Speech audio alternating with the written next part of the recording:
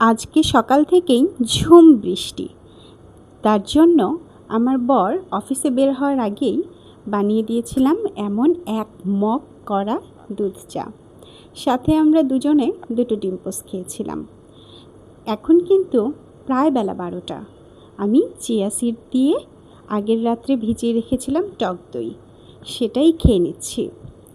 আর এই যে দেখো, 12টা থেকে 1টা নাগাদ কেমন রোদ ঝলমল করছে। এখনকার দিনগুলো এমনই, এই রোদ এই বৃষ্টি। তো এই যে আজকে কিছু পেন্ডিং কাজ ছিল, সেগুলো করছি।